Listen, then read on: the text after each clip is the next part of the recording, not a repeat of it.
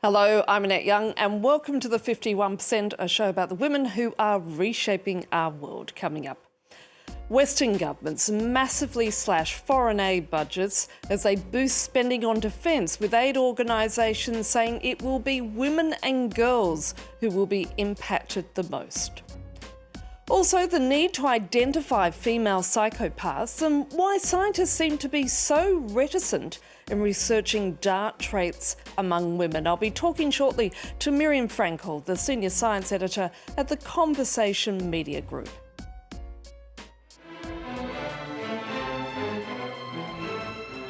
And how the ballerinas from the Ukrainian National Ballet have found a new lease of life as their art becomes a form of resistance. But first, and in recent days, the Trump administration has issued a stop work order which has halted almost all of USA programs. The UK government has also slashed foreign aid as they seek to increase defence spending. They are not alone, with European governments also cutting back aid, including France, which has reduced its budget by some 37%. But aid groups warn it will be women and girls who will bear the brunt, as Jennifer Ben-Brahim explains. A new era of global insecurity and cutbacks. The UK is joining other countries around the world in slashing international aid funding, a decision Prime Minister Keir Starmer says he did not take lightly. There is no driver of migration and poverty like conflict. And that is why ensuring that by taking strong action now to deter tyrants like Putin, we have to take the decisions we've made today. £6 billion of savings to be poured into the defence budget, a choice that many charities believe will have a devastating impact on marginalised groups such as women. We are very concerned and we know what these cuts mean. We've seen them before. These cuts are going to take away support from women and girls who are hardest hit by conflicts. And that in turn is going to increase inequalities, which further increases global insecurity. Keir Starmer's announcement comes as the Trump administration is set to freeze 90% of US aid contracts.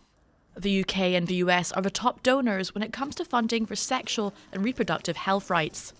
I heard reports from our teams in Uganda who were saying that in one region of Uganda, a local anti-choice NGO has really piggybacked the stop work order from the US government to say that this actually means that contraception is illegal. Women are flocking to clinics to have their implants removed because they're scared. They think that they're breaking the law. And you know, that's just a really clear example of how these political gestures really fuel misinformation and then have real world impacts on the lives of individual women.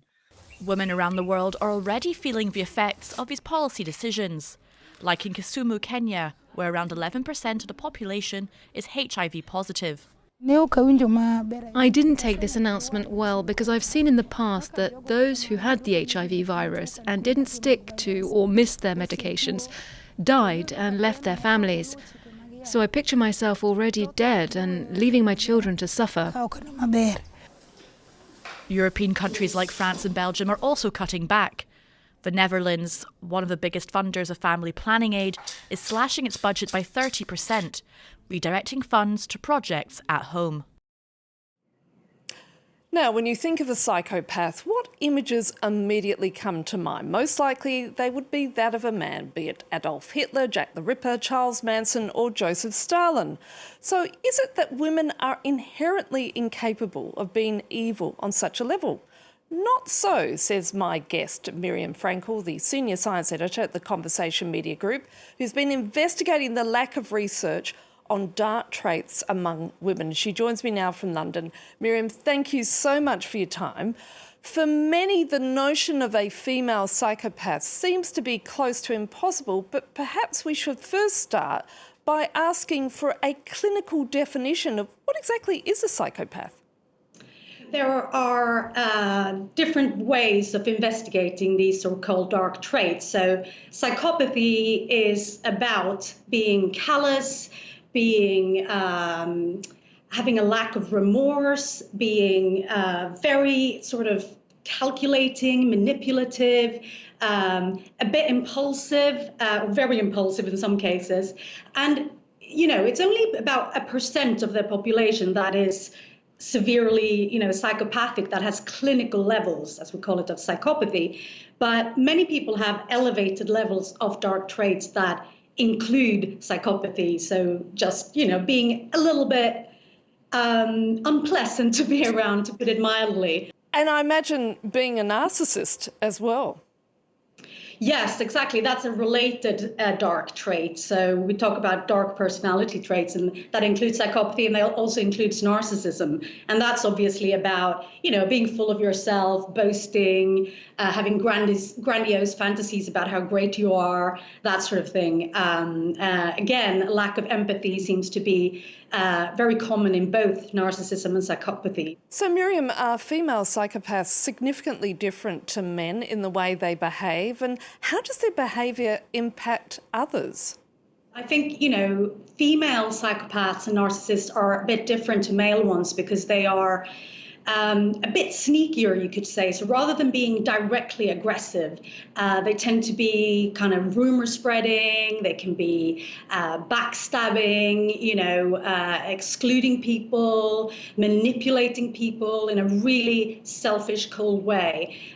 So it can be quite hard to spot sometimes. It's not as sort of openly aggressive as male psychopaths. And as you write, scientists have long assumed that women were simply too wonderful to be significantly psychopathic or narcissistic and didn't bother to study that possibility very much. This is where internalised gender biases once again get in the way, don't they? Yeah, exactly. I mean, women have often been stereotyped as being really nice and soft and nurturing. And so it's been a case that scientists have just assumed that they can't be significantly psychopathic or narcissistic, like that's for men. And so most of the research that's been done on psychopathic and narcissistic people have been done on men. And in the case of psychopathy, mainly males in prison, basically. So it was kind of thought that women weren't likely to be especially psychopathic or narcissistic. But now, in the last couple of decades, scientists have started looking into this and kind of discovered that that isn't really the case. It just kind of expresses itself a bit differently. Is it because also they make up a much smaller percentage proportionately compared to psychopathic men? Well, that was thought for a very long time, that it would be a very, very small percentage of women who were psychopathic or narcissistic. But now that scientists have started investigating these things, so for example, for narcissism, women tend to have a different form of narcissism called vulnerable narcissism, which is, instead of grandiose narcissism, which is more common in men, they tend to have very high self-esteem, don't mind taking up a lot of attention, boasting, whereas the vulnerable form is more insecure, it's more brittle, it's aware of itself in a different way. So scientists have discovered that women with narcissism tend to have this vulnerable form, and that it can kind of be harder to spot because they kind of learn how to mask empathy and stuff like that, and they can come across as quite nice because they're insecure, because they want people to like them, but deep down they have the same sort of selfishness, lack of empathy, the same grandiose fantasies as men with narcissism do. They don't show it in the same way, mainly because society doesn't approve of a woman who's, assertive or takes up too much space. And so women with narcissism have learned to behave another way. And it's exactly the same thing about psychopathy. Psychopathic women have to find other ways, and they're still as likely to lie and cheat. They can do things like make up allegations, false allegations of abuse, and desperate, acts that manipulate people rather than being directly aggressive. Miriam, it's been truly fascinating talking to you. Thank you so much. Thanks for having me. Now, 3 years on from the full-scale Russian invasion of Ukraine, and some Ukrainian artists have been welcomed into French cultural institutions. Others have chosen to stay behind and carry on performing at home. That's the case for the ballerinas of the Ukrainian National Ballet, who've been touring Europe with their latest show, as Olivia Salazar-Winspear reports. The performance is as enchanting as ever, graceful and precise. Yet 3 years after the Russian invasion, the shadow of war is taking its toll on the dancers of the National Ballet of Ukraine. Backstage at the Théâtre des Champs-Élysées in Paris, soloist Tatiana Lozova steels herself for another performance. I get on stage to show my resistance. The Russians want to destroy our people, but we're showing foreign audiences that Ukrainian culture is still alive. Irina Borisova is dancing the title role in The Snow Queen. The prima ballerina is trying to enjoy her stay in Paris, but despite the picturesque setting, it's impossible for her to forget the reality at home. Again this morning, we received bad news from Ukraine. There have been bombings in Kiev and casualties. It's impossible to switch off completely. Under the watchful eye of the ballet master, the dancers warm up for the evening's performance. With a patriotic reminder of their homeland in their rehearsal clothes. This version of The Snow Queen is a Ukrainian creation. The original score was modified to remove most of the Russian music, replacing it with the work of French composer Georges Bizet. In fact, Irina refuses to dance the roles of the Russian canon, like Tchaikovsky's Swan Lake or The Nutcracker. She says she has no regrets and that she's keen to tell other stories. The Snow Queen is a lovely fairy tale, with suffering at the beginning. But in the end, there's hope and light. We can see a parallel with our own lives. Despite the dark times we live in, it's the light that prevails. Hundreds of Ukrainian dancers have been welcomed by French cultural institutes, staging performances all over the country, expressing the message that the show must go on through the universal language of dance. And that's it for this edition, so until our next show, bye for now.